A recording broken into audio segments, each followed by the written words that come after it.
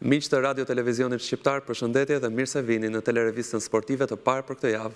Unë jam Kevin Rapaj dhe do t'jemi së bashku këtu në ekranin e RTS 1 HD deri në orën 17 për t'u njohur me zhvillimet e fundit nga bota e sportit si në vend, por edhe më gjerë. Pa u mburkon nisi me lajmin e parë për sot. Shqipëria e mbylli me humbje 0-2 ndaj Anglisë fushatën kualifikuese për Kupën e Botës 2026. Edhe pse skuadra e Silvinjos bëri një paraqitje të mirë, 2 golat e Harry Kane në pjesën e dytë vendosën takimin. Portieri Strakosha ishte më i miri në fushë për Kuqezind, duke bërë disa pritje vendimtare.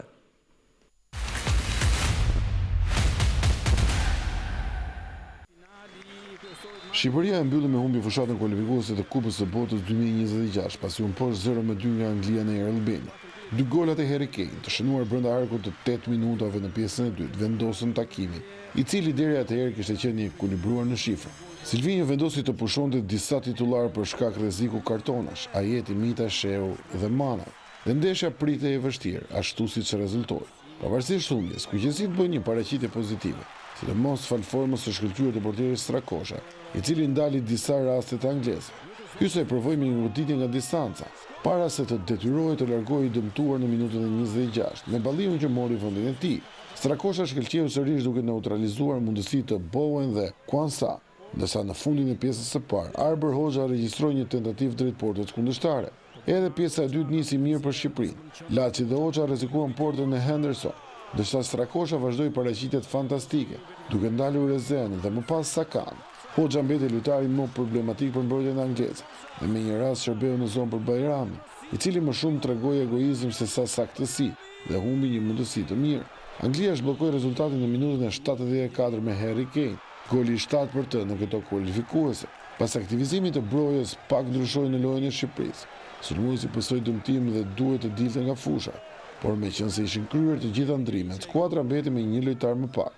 Me herët Kane kishte shënuar edhe golin e dytë personal dhe të tetit në këto eliminatore, duke çuar totalin e tij me Anglinë në 78 gola në 112 ndeshje. Anglia e mbylli grupin K me pikë të plota dhe pa pësuar asnjë gol, ndërsa Shqipëria renditet e dyta dhe pret të mësojë kundërshtarët e play-offit.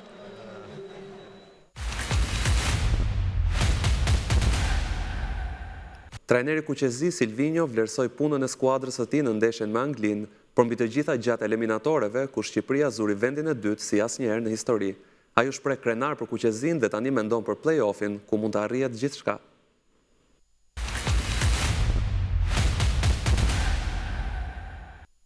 Trajneri i Shqipërisë Silvinjo u shpreh se ishte krenar për skuadrën e tij për ndeshjen me Anglinë, edhe pse Kuqezind humbën 0-2.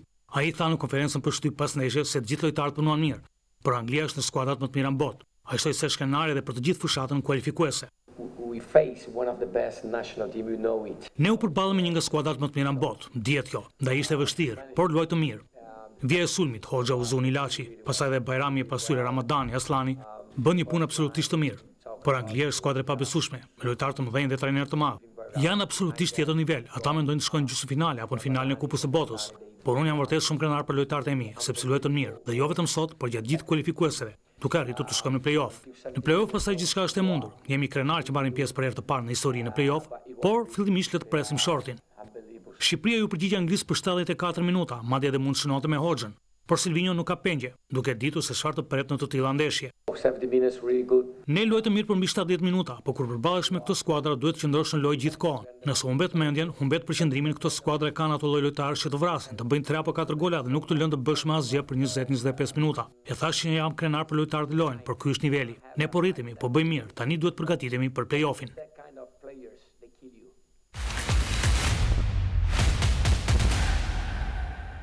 Shqipëria rezistoi për 70 minuta në përballjen ndaj Anglisë, një ndeshje me ritëm dhe intensitet ku vendosi kualiteti i Harry Kane. Megjithatë, pas ndeshjes, faqja e specializuar SofaScore publikoi notat e kuqezinjve ku spikat Thomas Strakosha.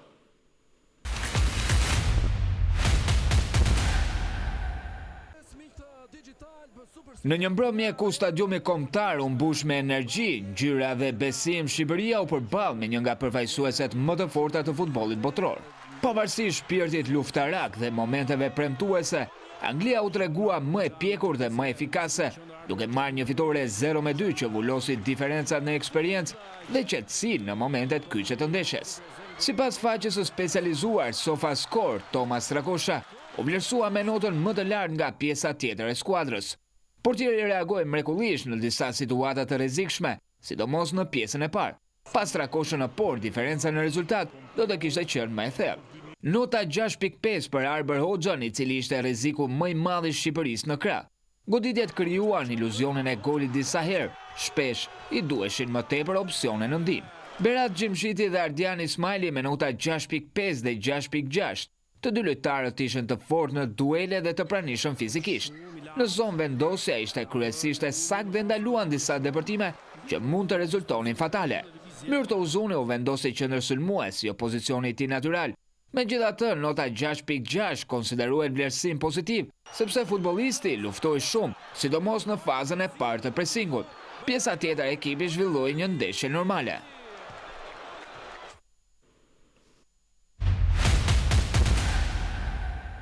Në përfundim të sfidës, Shqipëria-Angli kanë folur Ismaili, Ramadani, Aslani dhe Ali me plot shpresa dhe ëndra për botrorin. Për protagonistët çdo gjë është e mundur.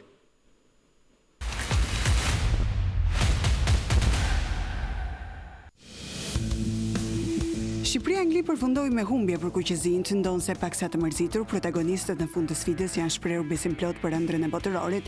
Për Ismailin ka shpresa që kjo sfidë do të shërbejë për play-offin, ndërsa Ramadani tregoi se çfarë mund të na tregojë në botror. Aslani pranoi se kjo Shqipëri la zemrën në fushë, e për Nasir Aliin gjithçka është e mundur. Sot ishte një ndeshje besoj jashtëzakonisht e luftuar. Kemi bën 7 minuta jashtëzakonisht mirë. Ku në pjesën e dytë me pak fat, ndoshta me Hoxhin kemi pas mundësi edhe të kalojmë në avantazh.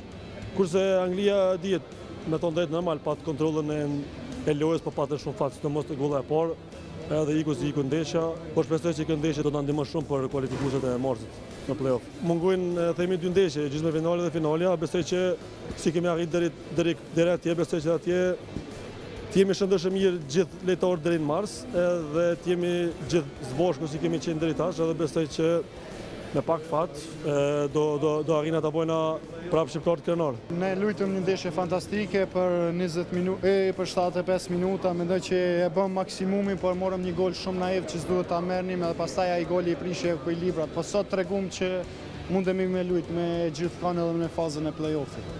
Ne jemi gati, jemi një grup shumë i mirë i lojtarëve, nuk bëhemi nervoz kush lung tek lund, e shihni edhe vet kush i jep maksimumin, kjo është një gjë pozitive që mund të na çojë në botror. Po besoj se kemi bërë 70 minuta shumë të mira, kemi qenë kompakt si skuadër, jemi mbrojtur mirë, pastaj gjunaf se morëm një gol me goditjen e këndi, po s'ka problem, tani presim kundërshtarin që do kemi mars. Nuk e mund të bëni më të mirë, po me vërtet kemi vrapu shumë, kemi lënë zemrën, shpirtin fush gjithë, sepse me vërtet ky ishte një ekip shumë i fortë. Kishim një grup shumë të vështirë, e kalum si në vend dytë, jemi shumë të lumtur, po tani siç thash, ëndrat do të vazhdojnë. Po ishte një ndeshje si që pritëm shumë e vështirë, po besoj që kemi bërë shumë mirë, kemi pas disa raste, po në fund humëm 2-0 që më bërë. Në play-off s'ka kundërshtar të lehtë, këtu se na shpresojmë që do të kalojmë në raundin e parë dhe pastaj të kualifikohemi për botror.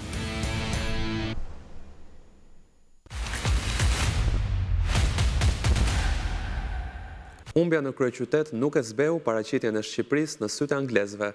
Autori 2 golave, Harry Kane, si edhe trajneri Thomas Tuchel e konsideruan të vështirë përballjen, ndërsa portieri Henderson vlerësoi atmosferën në stadium.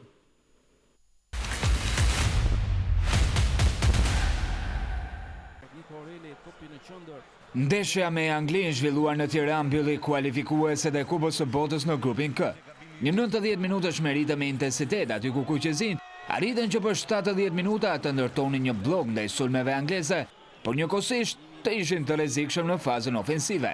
Kualiteti Harry Kane, autori 2 golave, vendosi ndeshjen, duke vullosur kështu një rekord mbretëslënës me 24 pikë në grup, 0 gola të pësuar e 22 realizime në 8 përballje. Pas ndeshje sulmuesi 32 vjeçar u shpreh. Ishte një ndeshje vërtet e vështirë, ndoshta një nga ndeshjet më të vështira që kemi pasur në grup, dhe na u desh të ishim të duruar. Na u desh të shtytmi pasi janë të fortë në mbrojtje. E kemi bërë këtë dhe përfunduam me një fitore 2-0. Një tjetër port të pasër mund të jemi vërtet të lumtur. Thomas Tuchel i ka dhënë një tjetër fizionomi dhe ide lojës së Anglisë. Tekniku gjerman vlerësoi paraqitjen e Shqipërisë dhe përballjen që sipas tij ishte e vështirë. Sot ishte e vështirë. Ne kishim plotësisht kontrollin dhe papritmës humbëm pak, por kapërcimi disa momente të vështira dhe hapja e ndeshjes me një gol të caktuar kishte shumë gjëra të mira. Të kesh cilësinë për ta çuar ndeshjen deri në fund është fantastike. Të gjithë janë të lumtur dhe e meritojmë. Ndeshja e parë si titular me fanellën e Anglisë për Dean Henderson, portieri Crystal Palace kishte një detyrë në përballje ndaj Shqipërisë të mbante portën e paprekur. Për të shënë 28 vjeçari u shpreh. Atmosfera në stadium ishte e pabesueshme. Përballë kishim një Shqipëri me lojtarë të fortë, por ne bëm një punë të mirë dhe në fund ja dolëm. Ata na vënë në vështirësi në disa kontrasulme. Atmosfera ishte e veçantë dhe ishte test i mirë për ne.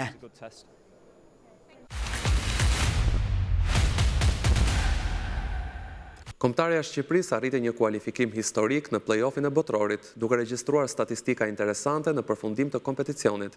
Ndryshe nga edicioni më parshëm, kuqezint nuk kanë shënuar asnjë gol nga distanca, por vetëm nga brenda zonës.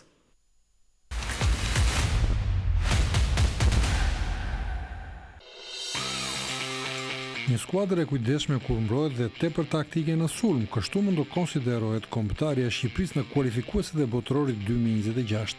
Ndryshe nga europiani, formacioni i trajnerit Silvinho të 7 golat i ka shënuar nga brenda zonës, 4 nga të cilët me të djathtë, 2 me kokë dhe 1 autogol.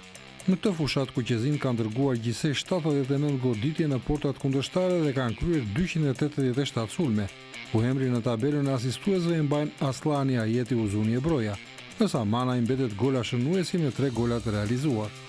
Lushnjari mbetet edhe futbollisti me tentativat më të shumta drejt kuadratit, pasi ka tentuar mesatarisht në 3.2 goditje për ndeshje. Statistikë interesante ka të bëjë me qarkullimin e topit. Në përfundim ka rezultuar se kombëtarja ka patur 53% kontrollin e lojës.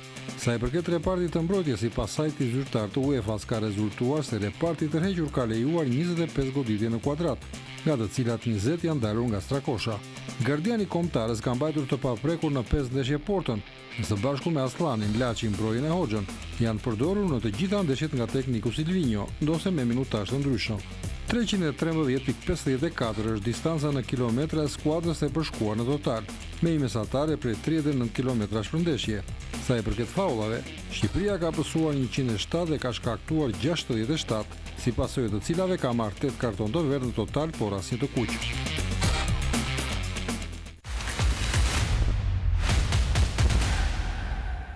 Më 20 nëntor në selin e FIFA-s do të hidhet shorti i play-offit për 4 skuadrat e fundit finaliste të botrorit. Shqipëria është aktualisht në vazon e dytë, megjithatë asgjë nuk është përfundimtare, në pritje të ndeshjeve të fundit në grupe dhe të renditjes së re të FIFA-s që publikohet më 19 nëntor.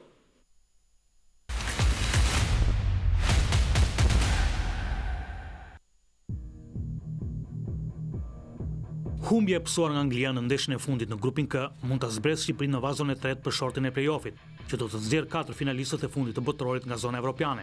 Shorti do të hidhet në 20 nëntor në orën 13:00 në selin e FIFA-s në Nyon të Zvicrës, por ende nuk dihen me saktësi skuadrat pjesëmarrëse dhe pozicioni përfundimtar i tyre.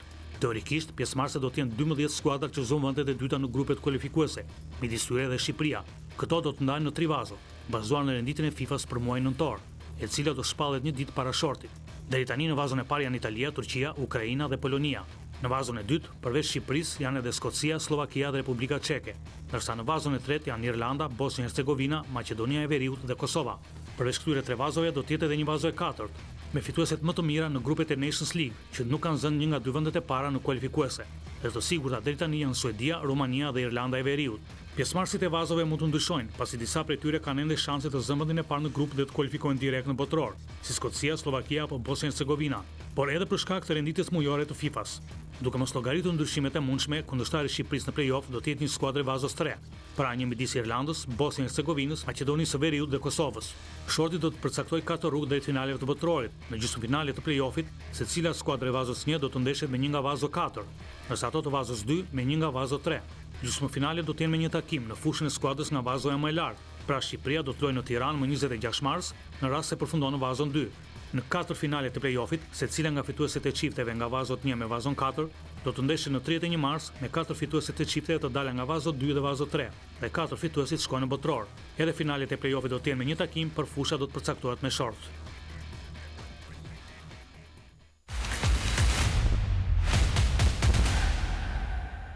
Emocionet e Abisnet Superiores do të rikthehen në ekranin e radio-televizionit shqiptar në datat 22 dhe 23 nëntor. Komisioni i Ligave dhe Garave pranë FSHF-s ka përcaktuar kalendarin e kampionatit shqiptar për 4 raundet e ardhshme, nga java e 12 deri në javën e 15.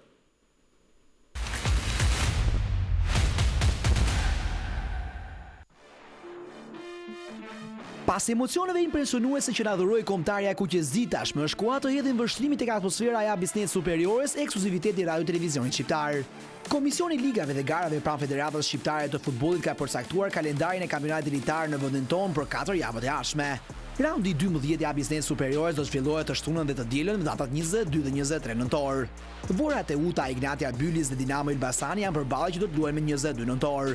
Një ditë më pas, Partizani do të marrë forcat me Vllaznin, ndërkohë që Flamurtari pret në shtëpi Tiranën. Java e 13 është programuar të luajë të premte dhe të shtunën me 28 dhe 29 nëntor. Në këtë stacion të Superiores pikasin duelet Elbasani, Partizani dhe Vllaznia te Uta. Java e 14 do të luhet në mesjavë me 3 dhe 4 dhjetor, ndërsa raundi 15 i Abisnet Superiores do zhvillohet me 7 dhe 8 dhjetor. Pas 11 javë të zhvilluar në kampionatin litar të futbollit shqiptar, Vllaznia dhe Elbasani ndajnë kreu në klasifikimin të djegur nga Ignatia dhe Dinamo. Mbyre ditën Tirana, ndërkohë që në zonën e ftohtë gjenden Flamurtari dhe Partizani.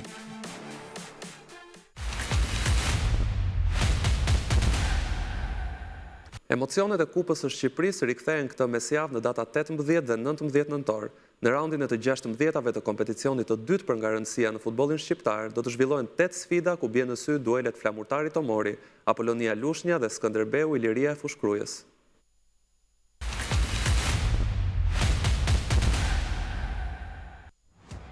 Klubet shqiptare thirrën në apel me njëherë pas ndeshjeve të kombëtarëve, teksa këto mesjavë do të zbresën në fushën e lojës për llogaritë të Kupës së Shqipërisë. Raundi 1 të 16 të trofeut të dytë për nga rëndësia në futbollin tonë ngresi pajin të matën e 18 nëntorit, teksa në program janë 2 sfida. Flamurtari do të presë në shtëpi Tomorin, ndërkohë që Laçi sfidon luftëtarin në orën 13. Vlonjata përjo të mos hasin shumë vështirësi përballë Beradhasve që këtë sezon militojnë në kategorinë e dytë, ndërkohë që Kurbinasi do i duhet të sakrifikojnë një pak në fushën e tyre ndaj Gjirokastritëve. Ditën e mërkurë me 19 nëntor në program sa i takon fazës së 1 të 16 të Kupës Shqipërisë janë 6 ndeshje të cilat do startojnë në orën 13. 90 minutë më interesant për të jetë ai mes Apolonis dhe Lushnjës. Derbi myzëqes do të luhet në stadiumin e Fierakëve, të cilët këtë sezon në kategorinë e parë ka dalë të mposhtë minimalisht fjet lagunar në stadiumin Roza Xhiu. Skënderbeu ka një sfidë delikate kundër Ilirisë, e cila ka dhënë të befasojë jo pak të sezon. Koçarët do të shfrytëzojnë faktorin fush për të thyer ekipin drejtuar nga Detan Smajli. Vora ka një provë të lehtë në letër kundër Sopotit. Debutuesit superiorës do kërkojnë kualifikimin kundër Libazhove pa ambicie në këtë kompeticion. Bisa nga ana e saj do të bëjë llogarit me Kuksin, ndërkohë që raundi 1 të 16 në Kupën e Shqipërisë përmbyllet me duelet Pogradeci Korabi dhe Borreli Kastrioti. Te skuadra që do të përfitojnë nga ky raund do të përballen më tej në çerkfinale me 8 ekipet e Abisnet Superiores.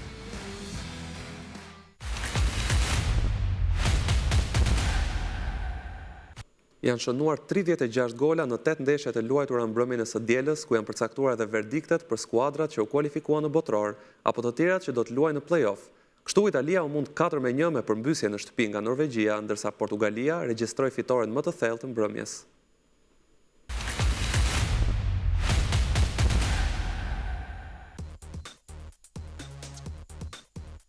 Ndonse Esposito ndezi ëndrat e Italisë për të paktën një fitore në shtëpi kundër Norvegjisë me një gol të shpejtë.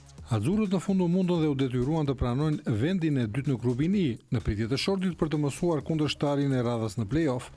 Nordikët përmbysën gjithçka dhe shënuan 4 herë në pjesën e dytë, ku nuk mungoi në këtë fest i zakonshmi Haaland me dopjet, duke mbyllur me rezultatin 4-1 takimin e fundit me Norvegjin që mba rekordin e golave të shënuar në këto eliminatore, me plot 37 në të takime dhe vetëm 5 të pësuara duke mos pësuar asnjë humbje.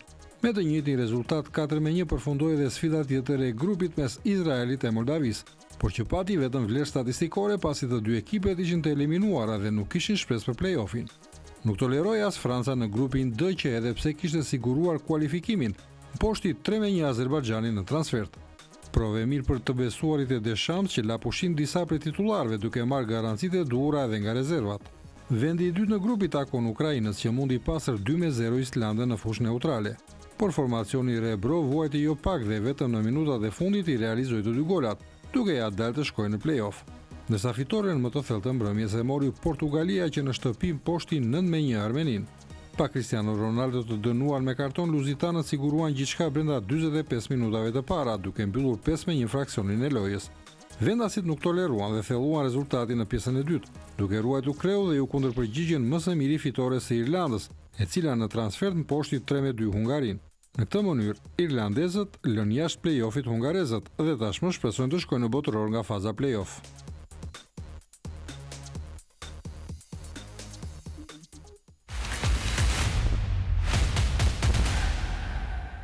Do të luajnë sot në mbrëmje 6 ndeshjet e radhës të vlefshme për kualifikueset e kampionatit botror 2026. Vëmendja është në Gjermani, aty ku vendasi do të përballen me Slovakin në një sfidë direkte që vlen kualifikimin në finalet e botrorit.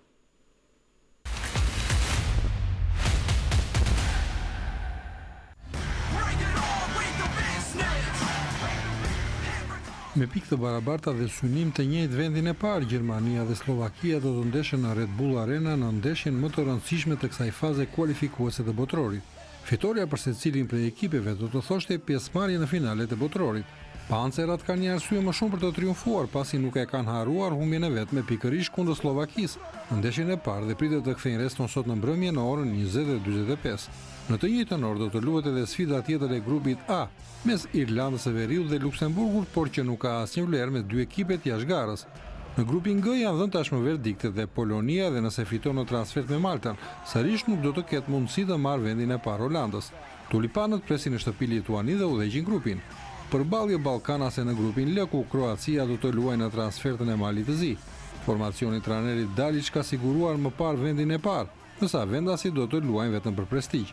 Në play-off do të shkojë Republika Çeke, e cila do të mbyll këtë fushat kualifikuese në fushën e vet kundër Gibraltarit, dhe pritet që trajneri vendas të kushte titullarët në pritje të shortit.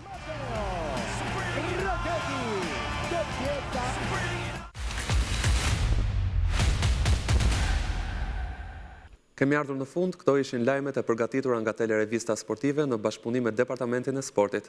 Ju falenderoj për vëmendje dhe uftoj që të qëndroni në ekranin e RTS1HD, pasi në orën 17 do keni mundësinë që të ndiqni në kohë reale me Flori Gjinin. Bashkë do të shihemi sërish nesër.